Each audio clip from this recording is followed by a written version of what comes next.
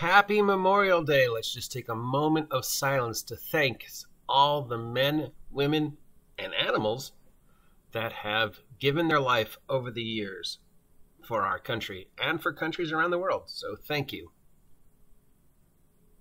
Okay, moving on. It's Monday. It is May 30th. It is Memorial Day. It is 60 degrees and sunny here at Site B. Yay!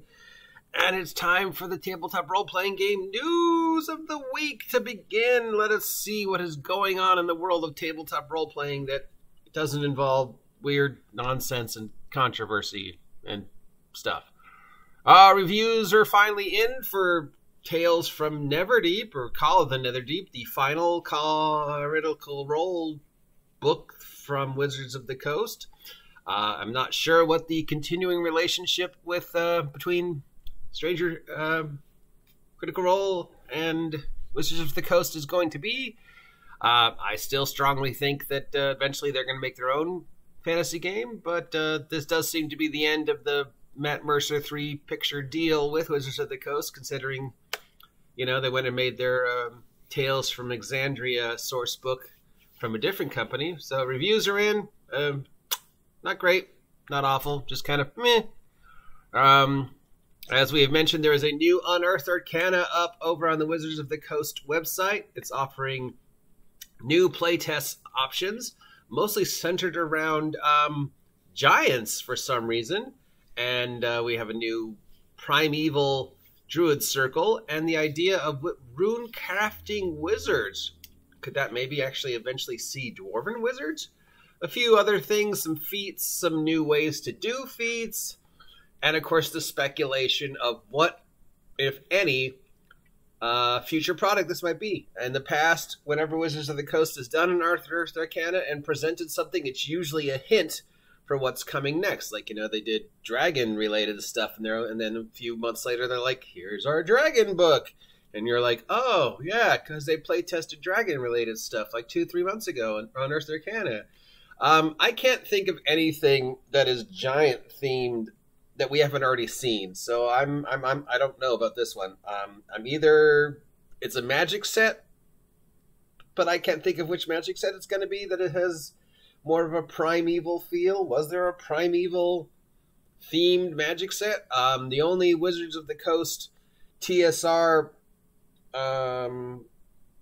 worlds that haven't been touched yet that might be considered primeval is the Hollow World setting. But other than that, I don't know. So this one's an interesting mystery. There are some delays for upcoming Wizards of the Coast product, as we've already mentioned. Journeys Through the Radiant Citadel has been moved to July 19th due to printing issues. Everything else seems to be on time, though. If you haven't had a chance yet to check it out, and you're a fan of the Dragonlance series, there is a preview of the upcoming Dragonlance novel, Dragons of Deceit, up. So you can read the, I believe, first chapter.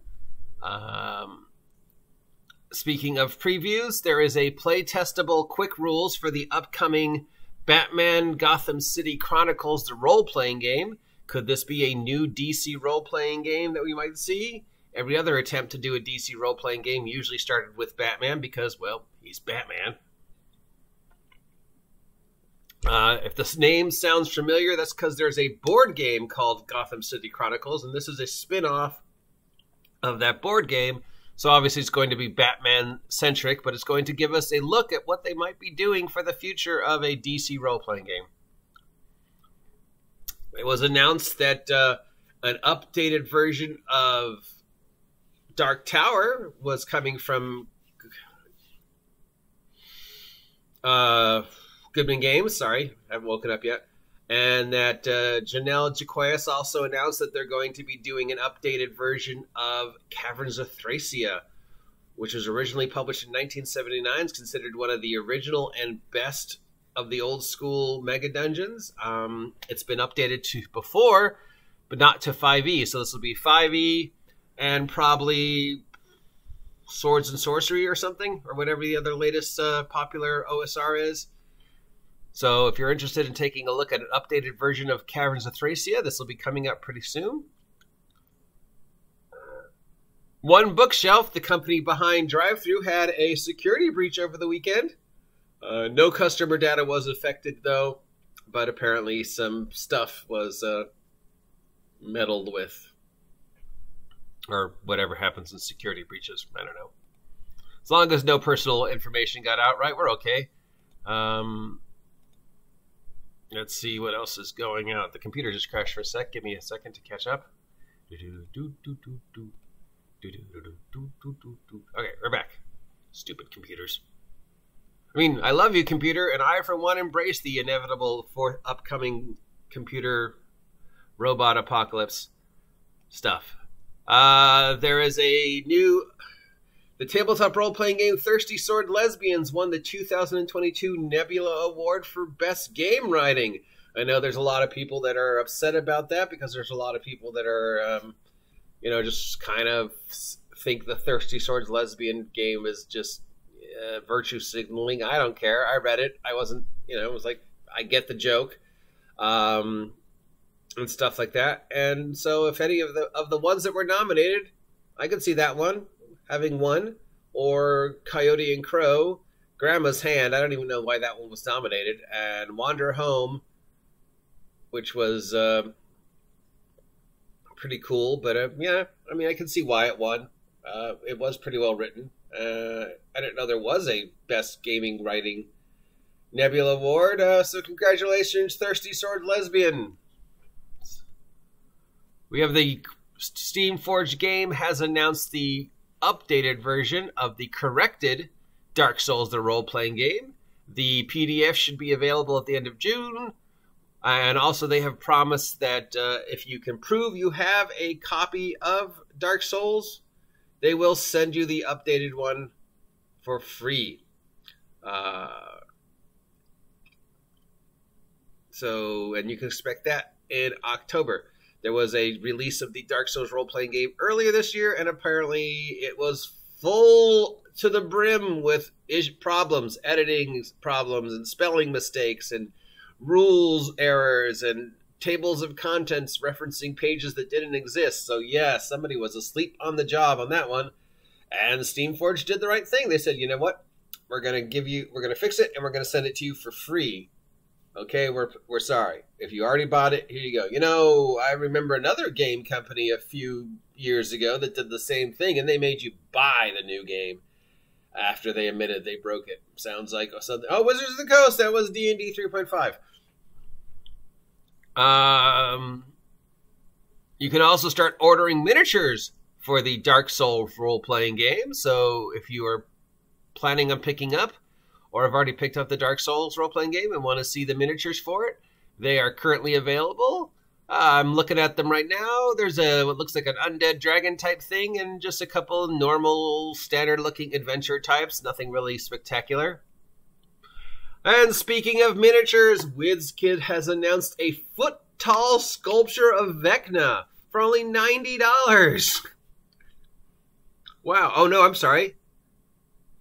$300. They have two more coming out. We have the adult Black Dragon, which is $90, and the Beholder one, which has got three beholders for $50.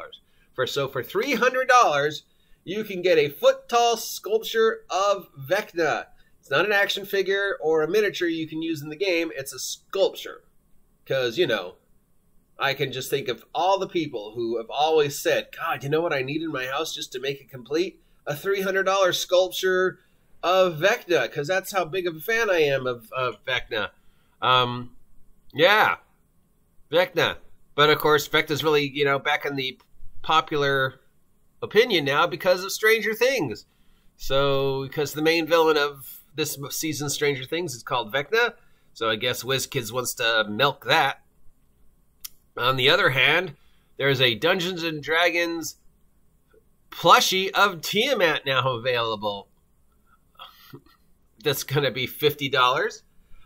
We also have action figures for Warduke coming out and Grimsword. These 7-inch action figures will come with a collection of accessories, and that's just be available by the end of this year, so possibly May, June, July, for $50. I don't know, $50 for an action figure is a little pricey, but it is Warduke. And for $50, you can get a plushie of Tiamat. Because who hasn't wanted Tiamat sitting on their bed? And that is apparently it, thank God. Nothing really major going on. We have a review of the D&D rules expansion that just recently came out, the one with Tasha's, Xanthars, and Mordecadens, as comparing it to the real Mordecadens. The general, opinion is if you don't already have it and you're just starting, you should get Mordecadens because it's got all the new monsters in it, dating all the way back to everything that has been presented other than what was already in the monster manual. So if you don't already have Xanthars and Volos and the other Mordecadens, this is a great way to get all of them. But if you already have Xanthars and Volos and the original Mordecadens, you don't really need this. Unless you're a, completionist, have to have everything. All right, so that's about it. We'll be back in just a second with the list of freebies for this week. I have been the OGGM, your guide to all the tabletop role-playing game news, weather, sports, general internet nonsense, and the eating of toast. Saying thank you once again for all the men and women of the armed services over the world who have given up their lives to keep the rest of us free. Thank you. Till next time, please consider subscribing to the OGGM Adventures to help me hit 1,000 subs, and I will talk to you later. See ya.